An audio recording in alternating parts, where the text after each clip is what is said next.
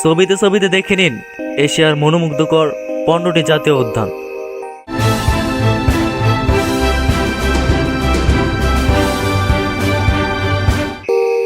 পর্যটকদের কাছে এক এক ঋতুতে এক এক রূপে ধরা দেয় এসব উদ্যান।